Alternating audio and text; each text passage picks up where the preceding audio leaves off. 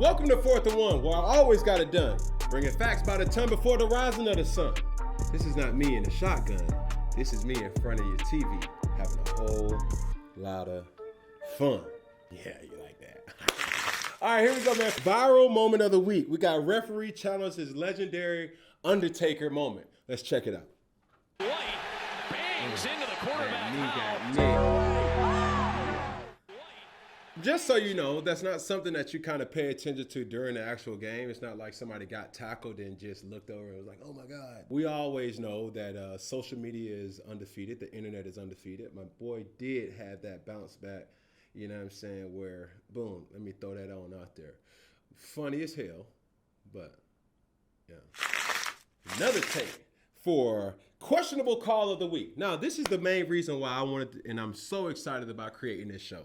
I felt that there was a need for accountability, get it out today. Accountability to be had in football as a whole, from the announcer standpoint as well as the players. I can honestly say I don't have no horse in the race.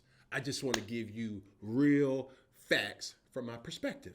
Now, with that being said, this particular person I really like. This was probably a coach that I could see myself playing for. But Rex Ryan, questionable call goes to you. Bro, you sounding like a hater. Like my top Mac Jones, you feel me? Giving somebody a backhanded compliment. What was it? Like the pea shooter. The pea shooter looked good. I'm going to say something nice about Mac Jones. Look, pea shooter Jones looked good. Yeah, so, come on, bro. Like, it's early on in the season. So, therefore, it's like, let's have some grace. Now, granted, we know you took a couple L's to New England, but you also gave them a couple L's. So it's a little bitterness from you in your days back in the Jets. But yeah, it's just giving hater, big dog. Yeah, dog. And you know what? Another thing too, just to add, I really want to speak for the players too, because like I've been guilty of this happening, where it's like, bro, we only get judged on Sundays, not necessarily meaning we always do what we want to do, but it's hard, bro, being in the NFL. So what we really want to say, man, shut your ass up, or tuh. So I'm giving that specific questionable call of the week to a hater kind of movement of Rex Ryan. Fucks with you, though. Third down, player fashion, which is Cam approved. Odell rocks Deion Sanders t-shirt with Randy Moss Super Freak cleats in the warm-up. Now, play this clip. Now, this is what I'll say about Odell. And this is why I feel like we should appreciate players like him, athletes like him. He's an ultimate showman, right? And we love to see it. Some love to hate it. But this guy is a person who loves to put on a show. Let's just marvel at it. You dig what I'm saying? And then we don't know what he was going through with the Super Freak cleats by Randy Moss. They're hard, very vintage, very hard to kind of get. And only Odell is able to have that exclusivity with the foot game. So this is something that, man, I approve of it. I like it. I love it. And then obviously, you know, he does put on a show in pregame. You know, one-handed catches, behind-the-back catches, over-the-top catches, getting the fans involved, so you love to see it. Here we go, moving right along, wholesome moment of the week. And there's two different options for this. Let's take a look at the Diggs forced fumble, and he gives the football to his son, Aiden. Walked it over. No, you're not getting it. Aiden's getting it. Remember his son from Hard Knocks a couple years ago? Yeah. He stole the show. This brings out the humanistic version of football players. It's hard. It's hard to differentiate the gladiator versus the man. And for him to be able to bring both of them and collide in a game like this, it was so dope. In front of the world, Sunday Night Football, you just love to see it. And the next entry for Wholesome Moment of the Week comes by way of Xavier Gipson. I mean, listen, who doesn't love to see this type of situation? A person that was right on the cusp of the 53-man roster and making an impact early on for, you know, a team who is in dire need of a play to be had. Man, I just like this because as this clip plays, you see the whole stadium just erupts. And The thing that I love most about this, you see effort. Everybody's busting their ass trying to get Xavier into the end zone. And this is my favorite part, right? Pause right there. The person you see is the head coach, right? So going back to the Rex Ryan analogy, like these player coaches, they're winning right now because they're able to get through their players and for you to celebrate with them. Like some players respond to that. Some really don't necessarily care to even have that. But I know for me as a player, you love to see a player, a coach celebrating with the players, especially in a walk-off touchdown like this. I mean, when you're looking around the whole stands, bro, it's like one of them situations where you just wish you was there and you would have hoped to either have on white or green. But man, it was such a special moment. Look at the crowd, bro. Like, if I would have to say I miss something about football, it's that. So there you have it. That is the One Love Award for the week, but we need your help to find out who should it go to. Should it go to Aiden Diggs, son of Trayvon Diggs, or should it go to Xavier Gibson, the walk-off touchdown to end Monday Night Football? Very hard, but I'm going to leave it into you guys' hands. Here we go. Let's go into this segment where I call Newton's Law. Let's talk about something that got everyone talking, including myself, about Sunday Night Football. The Giants versus the Cowboys. Got some stats here. What's worse from the Giants standpoint? That it happened on your home turf, that it was on prime time, or it being the home opener, or it was a divisional matchup. All right. In week one, there has only been 7 shutout wins by more than 40 points since 1946. Listen to this. No team has ever lost 40-0 or worse, lost the sack battle 7-0 or worse, lost the turnover battle 3-0 or worse, had a blocked field goal return for a touchdown, and or threw a pick six in the same season ever. All this happened in one game. Fathom that. Like, just imagine what that team need to look like. Usually in a situation, you'd be able to point to somebody like, bro, we got to get better on special teams. Hey, bro, we got to get better on offense, bro.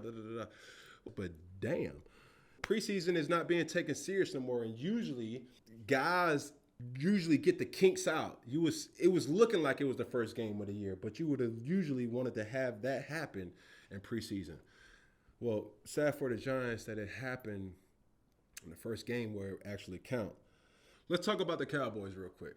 In order for Dallas to maximize on what this season could be for them, they need Dak to obviously play well.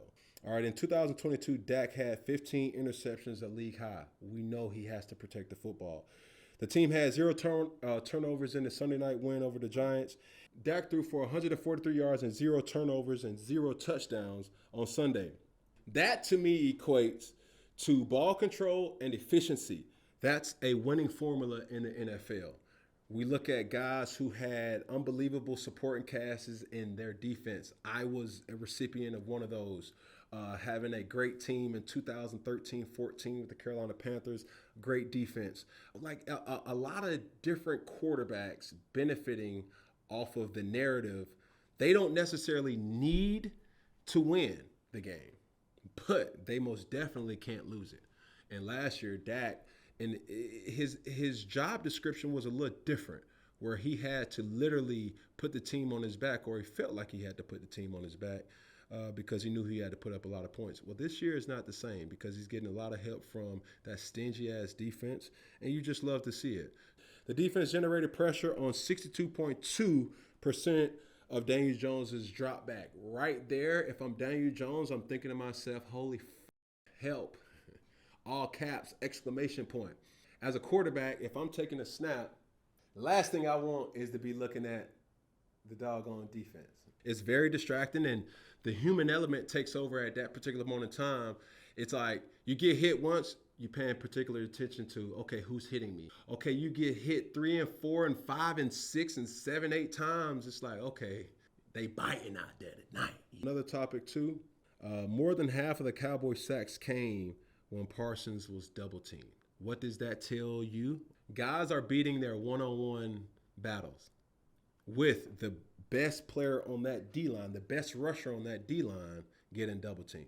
So if I'm the defensive coordinator, if I'm the person that's trying to align certain things, you want Parsons to get double teamed, almost daring the offensive line to say, hey, let's double team him, but my other guys are beating their single blocks as well. That forces the offense to go into a max protection where you not have as many people downfield, which subsides with different things that you want to attack the defense with and focusing on the actual pass rush. That's something that can be the difference maker for games to come.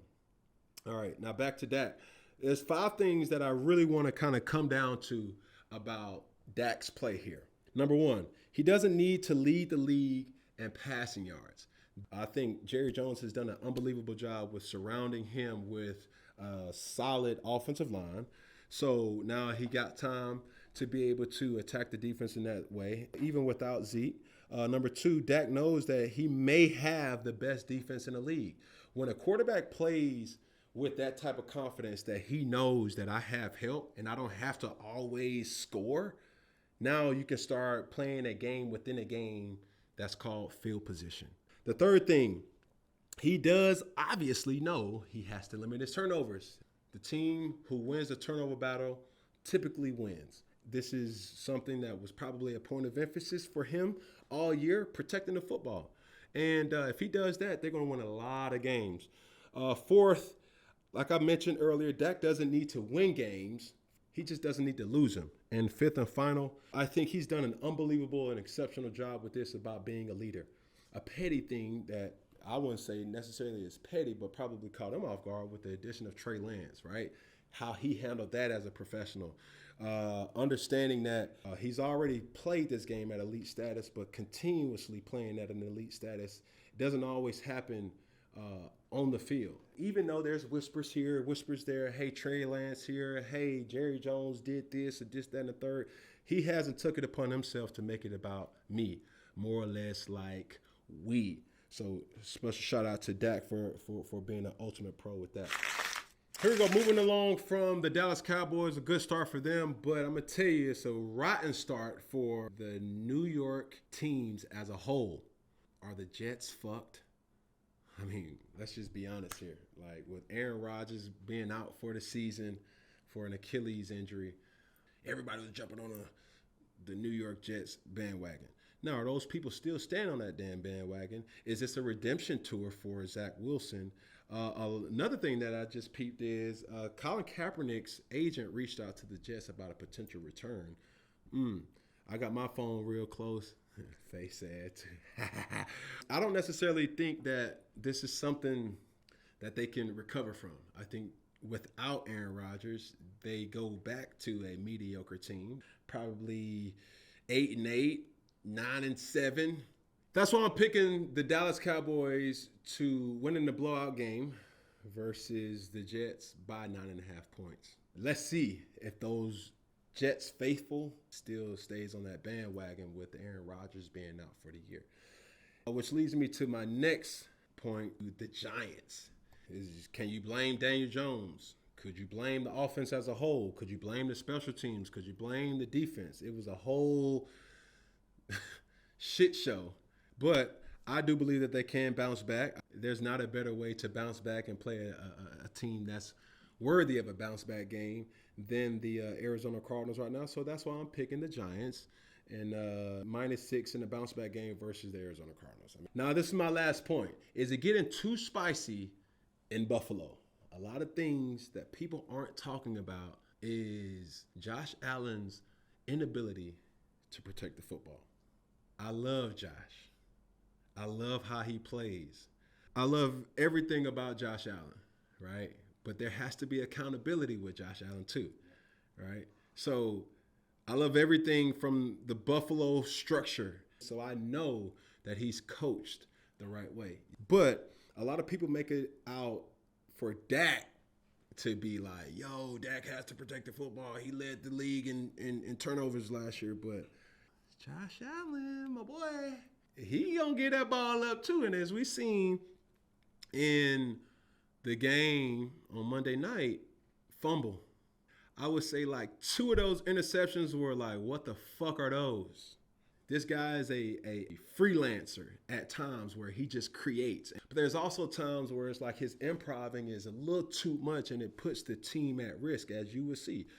When are we going to see the consistent play like we saw last year towards the middle and the end of the football season where it's going to click for him? You know, it's hard for me to kind of speak like this, obviously, because we play the game in the same way. But something that I got sometimes and sometimes I didn't is the importance of protecting the football. I know he's going to bounce back in a major way. There's not a person that loves to see pure dominance from a player more than me. But this is like a call out to basically say, like, yo, will the real Josh Allen please stand up? But I know, you know, with the talent like Josh Allen, that he's well capable of playing way better football than he did. So with all that being said, that's why I am picking the Bills to win big at home. 9.5 points over the Las Vegas Raiders. So that's it for our show for this week. Make sure you like, subscribe, and comment what you like, what you didn't like, what's your thoughts on specific topics that we talked about. Catch me each and every Wednesday on my YouTube channel. This is 4th and 1. One finger, one pinky, one thumb. One love. You did.